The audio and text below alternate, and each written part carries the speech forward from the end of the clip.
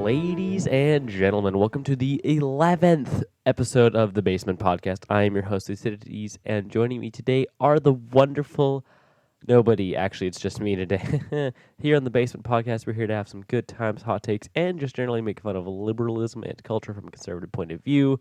If you like what you're hearing, then you might as well subscribe to us on YouTube and leave a review on Spotify or Apple or Amazon because we are on all those platforms now. Big announcement. Woohoo! Or wherever you can find your podcast. I think we're on like Overcast or something now too. Anyways, the reason it's just me today is because it's a little bit of a different episode.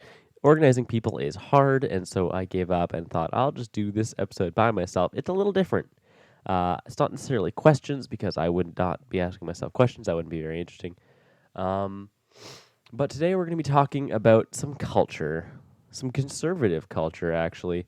And it's the Daily Wire's new show, Mr. Birchum. So if you watch any of the Daily Wire hosts, you've definitely heard of Birchum. They've been advertising it since Lady Ballers was released. Like, actually, there was a trailer for this show when Lady Ballers was released at Christmas of 2023. The problem with Mr. Birchum is that it's not good. To say it's not very good would be giving it too much credit. It is genuinely a bad show. And this is tough coming from someone like me because I am quite literally the target audience. Young, conservative males. Really, that's who the show is aimed at. And I think the Daily Wire has made some good content. Their documentaries and their movies prove that. All their content up to this point has ranged from worth a watch to actually pretty good. But Birchum is nowhere near as good as anything else they've made. Like, it's not even a competition. Birchum is awful. I mean, you'd expect this. You'd expect to see liberal YouTubers all over, YouTube, coming out of the woodwork and saying, "Oh, it's cringe, it's terrible, new conservative, terrible show, Daily Wire, bad." Not surprising. They do it over smaller things. They get upset over like conservative YouTubers having opinions, that sort of thing. But it pains me to actually agree with them. But Birchum is awful. Birchum is terrible. First off, this show looks pretty bad. For an animated show, you'd expect the animation to be good or compelling, but this is neither. Sorry, I'm like allergic to everything this time of year. Holy crap. It's not unique in terms of character design like Fairly Odd Parents or Phineas and Ferb. It's not artistically interesting at all. I mean, I've played indie games with less budget that took much more interest, that look much more interesting and had way less budget. Even the Lackadaisy pilot looked better, and that was an animated YouTube series pilot, and that looked infinitely better. Not to mention the playback on the show is garbage. I was watching episode 5, and I could not get over how rough the animation was. I've seen actual slideshows with more FPS than that episode. You could run Tomb Raider 4K max graphics on a Raspberry Pi and get better frames than that actual TV show. Also, for a show that's 30% about power tools and carpentry. Also, yeah, hold on. The point of Birchum is that he's like a high school shop teacher, and he is supposed to be like this construction guy, and he's crotchety, and he's right about everything, and all sorts of crap like that. The problem is, for a show about carpentry, the animators and writers obviously don't know that much about carpentry. They just looked up a lot of jargon, and we'll get into why that's super annoying later. But anyways, for a show that's about carpentry, they didn't animate or illustrate the tools correctly. Like, you could take 3 seconds to study what a table saw looks like and then draw them properly.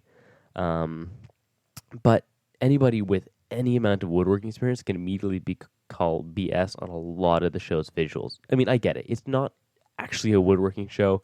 It doesn't matter. But at least make it not completely plainly obvious that most of the animators have never actually seen a table saw before, and instead took a glance at table saw on Google and then were like, yes, I know how to draw this because the blade faces one way, spins the other way, and then the adjustment for the fence is on the opposite side to whoever's using it, which is just awful. Nobody would ever use a table saw like that. And of course, they only know like T-square fence and carbide blade teeth, and it's like, hey, most table saws have T-square fences and carbide blade teeth. It's just, we'll get into that more later. I have a lot to say about that. Anyways, the acting is actually not what you'd expect. Definitely one of the less bad parts of this show. Part of the whole shtick of the show is that the actors aren't pros, but instead they're conservative commentators and voices willing to be a part of this. And some of the acting is fine. Like, I think Brett Cooper is actually one of the better voices on the show. Megyn Kelly is fine. Tyler Fisher is okay. They have Patrick Warburton, and he's great, of course, because it's Patrick Warburton. But the character that they gave him is a waste of his talent because he has about 6 seconds of screen time in whatever episode he's in, and he's only been in 2 episodes of the 5 they've released. A lot of the voice acting is passable, decent even. However, the literal main character, Mr. Birchum, played by Adam Carolla, is not very good. Adam Carolla is not nearly as funny as Adam Carolla thinks he is, and his lines are flat and uninteresting, and it's bad when your least favorite character is the literal main character of the show, what the show is actually named after. It's just, yeah, Adam Carolla is hard to listen to when he's not doing a voice, and then the voice doesn't make it any easier. Lastly is the writing. The writing.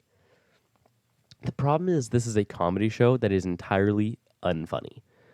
You will laugh much more watching 7 minutes of Bluey than 2 hours of this show. That's what happened to me. There are actual woodworking videos on YouTube that are vastly more entertaining than this show without even trying to be. And I think it's an important connection to make because, like I said, this show is 30% about woodworking and carpentry.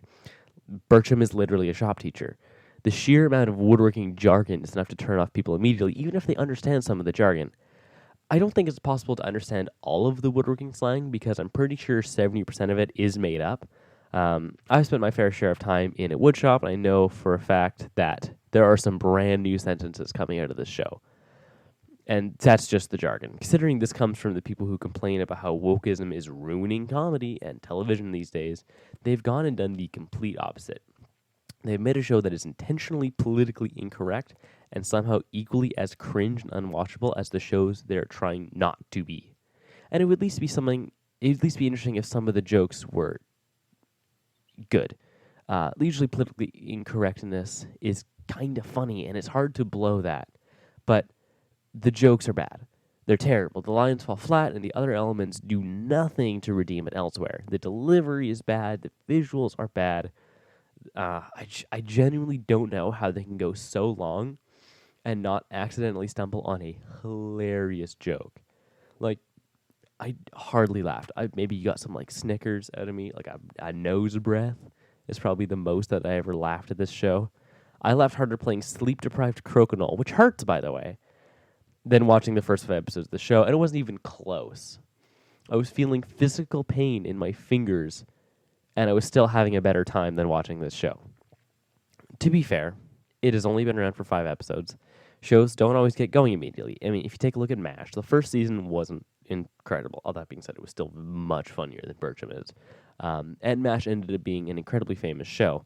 If you know what MASH is, then you know what I'm talking about. I'm sorry, Daily Wire, but you guys didn't just swing and miss. Y'all struck out before the pitcher was on the mound. It's an impossible feat to make content this bad while intending it to be good. Like, I genuinely think you are trying to make this bad. But right now, it's not getting any better. And the Daily Wire just keeps hyping it up, pretending it's the funniest thing since Norm Macdonald. I was watching Michael Knowles yesterday, and he had Roseanne Barr on, and who's in the show, by the way, and he mentioned, "Oh, Mr. Birchum, funny show. Roseanne Barr's in it, and she's funny, so the show is funny." Like a month after it was released, and they've been hyping it up, like I said, months before the show was even released. But they're just digging their own collective grave at this point. How else? What do you do when your new animated sitcom is less funny than Canadian Parliament? And that's not even very funny. But for me, the biggest crime of this is this whole debacle. It's not even a word. This whole debacle, whatever it is that they also recently launched a different show called Judged by Matt Walsh. Now, Judge got a few ads and a few reads from hosts and a bit of promotion, but not nearly the same amount of hype as Mr. Birchum. but Judged is actually really funny. I genuinely enjoy watching it because it doesn't take itself too seriously, and it's being filmed in front of a live studio audience, and there's just all these different things that just make it infinitely funnier. And because it's not actors, it's real people being really funny. And the Daily Wire has this piece of gold, and they are just kind of letting it simmer, and then they're like, "Oh, Judged, yeah, but Birchum, oh man, Birchum is literally scripted and does not come close to even being nearly as good as Judged." Now, that is my take, and you're entitled to your take. If you watched Mr. Birchum, let me know in the comments. If you have not watched Mr. Birchum and you have Daily Wire Plus, watch the first episode. That's about as good as it gets. Watch the pilot if you don't have Daily Wire Plus. If you want Daily Wire Plus, this is not the reason to get it. I would say get Daily Wire Plus for the documentaries, get it for Judged, get it for anything but Mr. Birchum. Yeah. I really wish I had that 2 hours of my life back. But I don't. Anyways, that's my take. I'm just trying to pad this episode at this point. No guests, but it's kind of nice. Let me know if you think that we should do more single-person basement episodes. I'm going to blow my nose. So anyways, that's where I'm going to end it. 11 minutes and 35 seconds. Bye.